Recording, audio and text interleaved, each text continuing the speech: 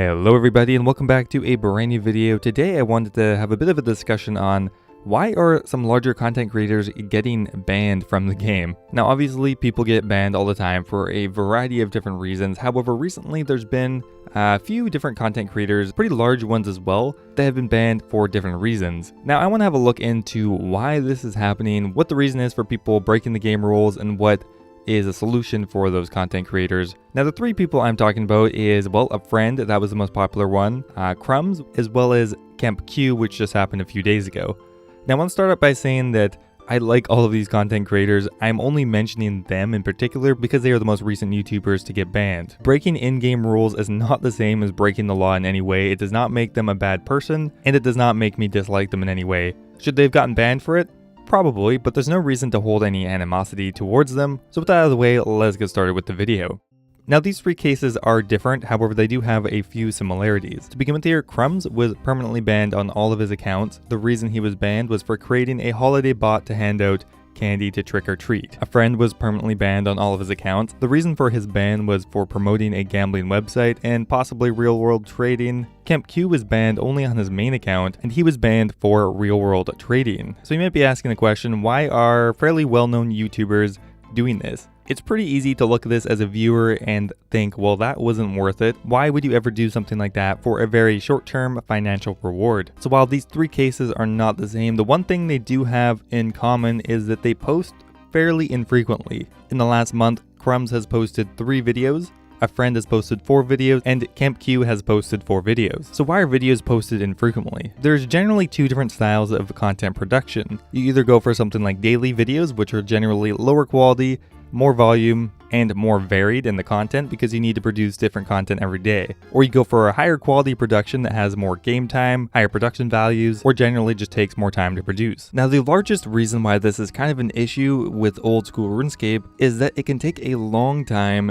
to get clips for a high production, high content video. Old school RuneScape is naturally very time consuming, which lends itself to videos that are posted infrequently. Unfortunately, YouTube's algorithm definitely prefers and promotes daily content or more consistent content. Now some people can be successful posting very infrequently or a few times a month. However, you need a very large following, one is larger than you're ever likely to get from just old school RuneScape. For example, let's say the maximum an old school RuneScape video can get is maybe 200,000 views. There are exceptions and there are videos that have more than that. However, for top content creators, 200,000 is attainable, but probably the highest you're likely to get. If you're only posting 4 videos a month, that means you're getting around 800,000 views. Where if you compare that to even a smaller content creator that is posting daily, let's say they get 50,000 views a video, you are going to be getting double the amount of views and ad revenue posting daily. It's really unfortunate that it's set up that way because people should not be punished for putting a lot of effort into their content. Unfortunately, it's kind of just the way it is, and I really hate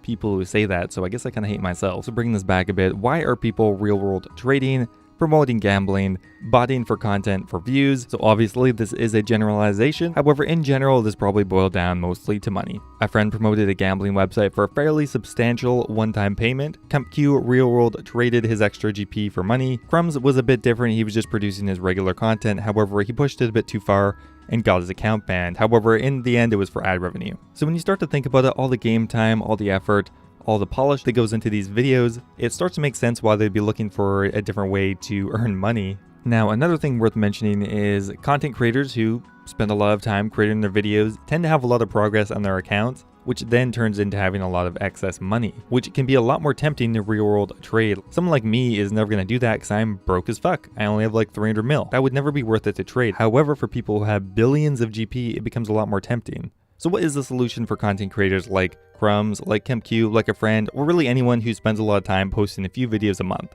Now the first one is sponsors or Patreon. For channels who post daily videos, the algorithm and ad revenue can kind of take care of them, so the need for a Patreon is a lot less. However, for people who maybe post 3 or 4 videos a month, getting a sponsor or having a successful Patreon can be pretty integral to being a success on YouTube. Maybe I should have mentioned this earlier, but this is more geared towards YouTubers who are doing this as a living. Obviously, if you're only doing this for fun, these things don't apply so much, and I'm definitely not saying that YouTubers who do this for a living can't have fun as well. However, I think it's just ridiculous to ignore the fact that people who spend a lot of time creating content for YouTube will actually need to make money for it. So like I said, Patreon or sponsors can be a good way to add stability to your YouTube account. However, for some reason, Patreon just doesn't seem to gel with the RuneScape community. People don't seem to have any issue donating money to Twitch streamers all the time. However, funding people monthly does not seem to have the same appeal. The second option here, well, is streaming. I think anyone who is trying to do this full-time should definitely consider streaming if they are producing a low amount of videos a month. If your video takes weeks to produce, you should definitely be streaming yourself making it. It's a really efficient use of your time and is a great way to earn money without sacrificing the integrity of your YouTube channel. And the last solution here is kind of counterintuitive, but just posting more frequently. Either branching out into different content or finding other creative ways to post more videos, whether it be maybe the making of the video or some behind the scenes footage or just a completely different type of video in general. However, I do understand some YouTubers don't want to sacrifice the integrity of their YouTube channel, which I can respect. However, real world trading or promoting a gambling website, etc. is not a good substitute. Anyway guys, that is it for the video. Again, I really like these content creators. I just wanted to shed a little light on maybe why they made the decisions that they did. Anyway guys, see you next time.